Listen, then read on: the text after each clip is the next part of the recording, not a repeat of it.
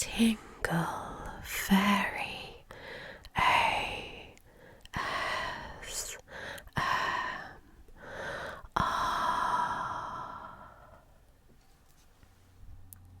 Click the red bell on my channel so you don't miss me.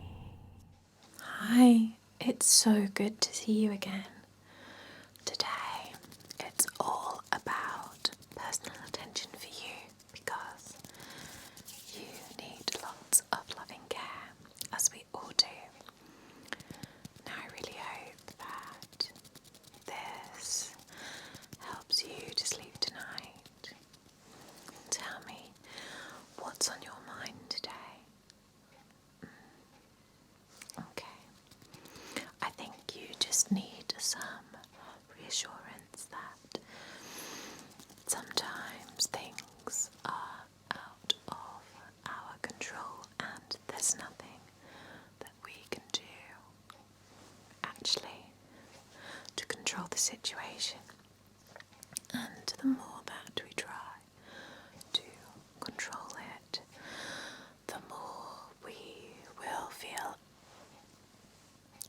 desperate, frustrated, and out of control. Now, what you need to accept is that things happen, and even if you're imagining the worst case scenario, it doesn't mean that that is what is going to happen. You are a sensitive person, and this is why it affects you so much. And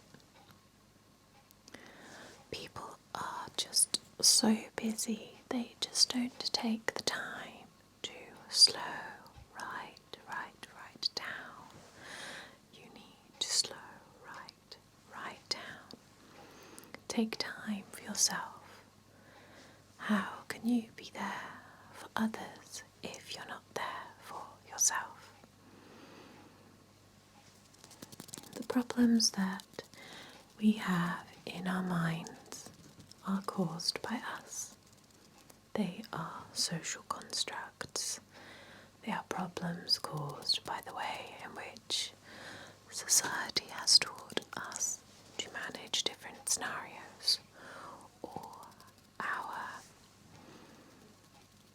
innate sense of being, our past, our animal instinct that kicks in and thinks it needs to protect us, but actually it makes us feel worse. Now, what am I talking about? I'm talking about social anxiety. Social anxiety disorder is a condition that affects a lot of people who may not even be aware that they have it. I can support you with this because actually I have it. I don't like being in new social situations that I don't know anything about. I don't like going to places where I don't know people there, but equally I don't like going to places where my peers will be there, or people I feel may be watching or analysing me. I may research a new place that I'm going to really avidly before I actually go there. So if I had an appointment or an interview, I might actually go and drive to that place on a different day to work out where it is, make sure I know how long it's going to take me to get there. And I generally have a lot of anxiety, so would be worried about being late. This is general anxiety, but I would often arrive to something maybe an hour or 2 hours early to make sure I'm not late. And actually putting these stresses on ourselves are not helpful. They are not helpful. They just make us over-control our environment, which is not good for you. It's not good for me. It doesn't give us freedom. And then when the tiniest little thing flutters in and upsets the thing we thought we could control, then it's even harder for us to actually function. So I once had cognitive behavioural therapy to help me with my anxieties. And a lot of the process was learning about worst case scenario, and if that thing happened, then it would happen and how would I deal with it, and it's okay. But actually not living and not experiencing social environments meant that it was harder for me to interact in a social environment.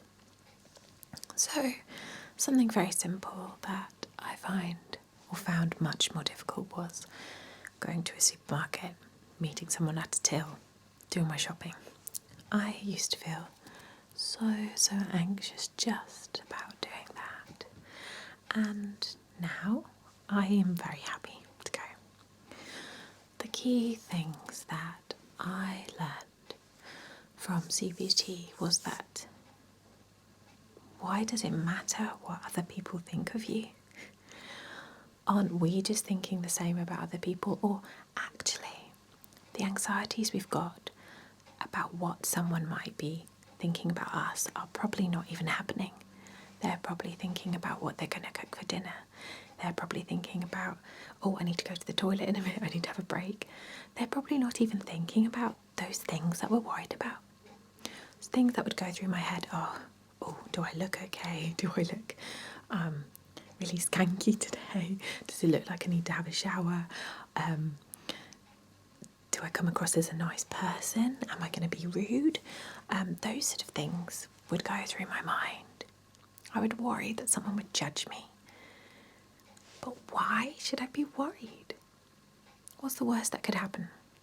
And these kind of anxieties come from something in our past where we have been judged and where it has really affected us, or someone who repeatedly puts down our self-esteem.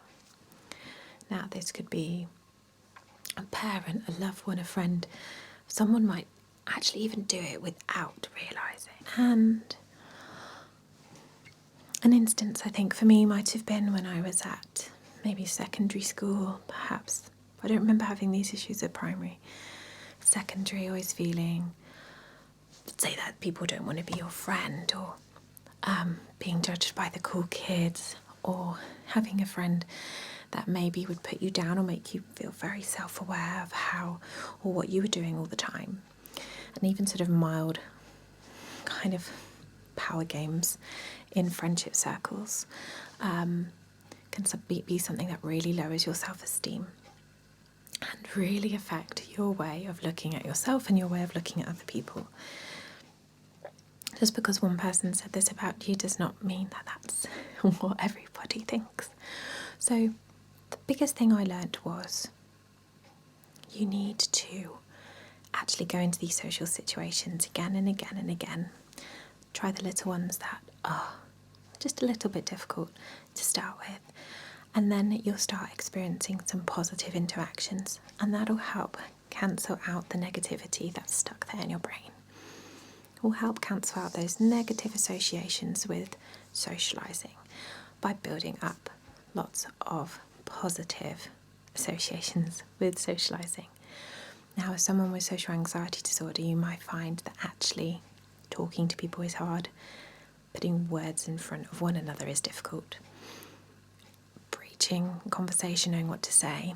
And I then would learn a few phrases that I could ask anybody, or a few things I could just say to anybody about my day or about me or the situation, just to kind of spark a conversation and to make that effort to push myself into my out of my comfort zone to make conversation. I was someone who always would wait to be made conversation with, never someone who'd reach out to somebody else. So I think I would say things, I was at the till or something, And I could just ask the person how's your day today? And that's normally quite good starting point, because you could ask anybody that. Or now that I have a toddler, that's quite easy, because I normally say something about him, or something about how he's interacting with what we're doing, and often that's quite a really good icebreaker. But yeah, I learnt that your fear will just keep getting worse if you don't actually do the thing you're scared of. Like people do with fears of spiders and things like that. You need to actually do the thing to prove to yourself there's actually nothing scary about it, or the fear factor of it is actually so low in comparison to what your brain is actually thinking about it. So something I do to push myself is I am a baby and toddler music teacher, and I find this brilliant because I love performing as a singer and a musician, but I like being in control, sometimes far too much, but being in control of my own class where it has a structure that I keep to, that helps me be social with lots of people all at once, but it's my space and I'm in control and I like it. But I don't like the small talk bits at the end or the beginning so much because my social anxiety hates it, but it pushes me because I have to. And then I actually come away feeling really good. And when I do this 3 days a week and I'm doing an actual social interaction with other people, it actually, proves to me that actually it is okay and I can do this. And people keep coming back to the classes, so they obviously don't hate me. The hear a sound is my cat, or one of two of them. So, yeah, that's just a little bit about social anxiety. And if anybody wants any tips or support with this, and specific ASMR related calm down, I'm going to go into a bit more of that now. So, as you fall asleep now, just let your anxieties fade away. Let's focus on the present moment. We need to focus on ourselves, on something really boring. We need to accept that our mind is filtering through lots of different thoughts, but we need to bring our mind back and say, I'm aware, mind, that you are going all over the place, but just bring it back and think of nothing. Best way to do this is mindfulness and thinking of our breathing. So let's take a deep breath in and out, and in, and out, and in now, and out, and in, and out. Can we breathe in through our nose and out through our mouth? Breathe in, and out, and in, and out. And keep doing this. Keep thinking of the in-breath and the out-breath, and just focus on those as I talk to you. Let the anxieties of the day wash away like the tide rolling out, pulling, pulling, pulling at those anxieties. Pluck, pluck, pluck, pluck, pluck, pluck, pluck, pluck, pluck, pluck, pluck, pulling, pulling, pulling, pluck, pluck, pluck, pluck, pluck, pluck, pluck, pluck, pluck, pluck, pluck, pluck those anxieties from your head. Pluck, pluck, pluck, pluck, pluck, pluck, pluck. Let's get rid of those negative energies around those anxieties and pull and draw them out. Let's pull them out. Pull them out of your mind through your third eye. Pull them out. Pluck, pluck, pluck, pluck, pluck, pluck, pluck, pluck. Pull them out. Pull them out. Pull them out. Pull them out. And then we're going to cut them away.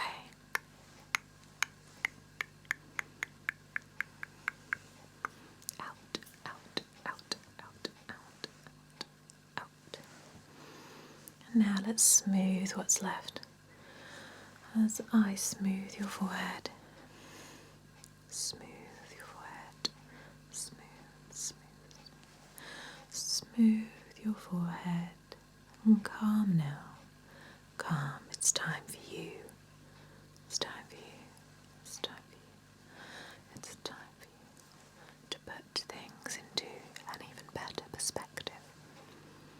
Why should we worry about the tiny little things when we are just one person on this planet, in this universe, this galaxies, amongst many, many galaxies?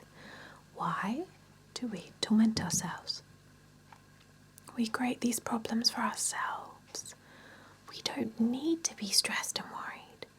Why are we doing this to ourselves? Because the bored mind needs to find something to occupy it. I don't know if you find when you're really busy that actually a lot of your anxieties don't come to the forefront. You don't have so much time to create these intertwined webs of stress and anxiety. Yes, we might be stressed and anxious from lots of different things, but moreover, the kind of depression and social anxiety-esque side of things doesn't create a ball out of nothing. Yes, we have stresses about actual things. We have so many things to do, so many things to sort.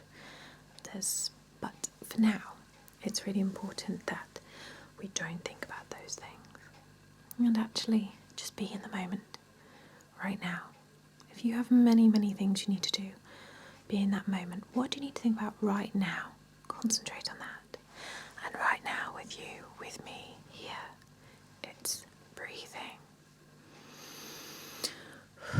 In through the nose, now through the mouth. In through the nose. And out through the mouth. Okay, in. And out. In. And out. In. And out. Relax.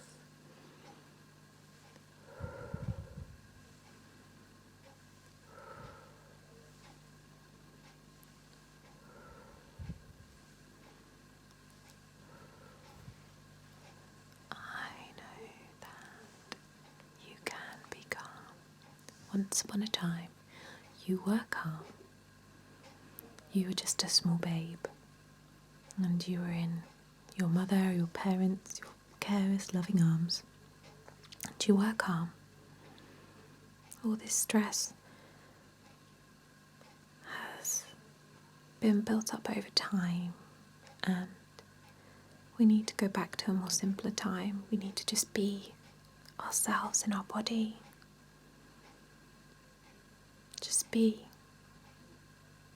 There's no point worrying about what other people think. Why? Why harm yourself and hurt yourself with thinking things that are probably not even happening? You're only on this earth for a short amount of time. Don't waste it worrying. Yes, worry is important and helpful about things we should actually be worrying about, but don't hurt yourself unnecessarily. Be aware that your mind is there, that I'm aware of you, but stop, I'm not going to think about this. Do something very simple. Find a square in the room you're in and breathe in on the top line and hold, and on the side breathe out and hold and in, and go around the square until you find yourself in the moment again. And tell yourself that whatever anybody thinks of you really doesn't matter. You are above that. You're a higher being than that. You don't need to be worrying about that. I hope that you, as a really strong person, can see that. You don't need this. Make the most of the time you're on this planet. Explore the things that excite you. Do the things you want to do. There are ways to cope and manage without money and stress. Take time for yourself. There are ways to do it.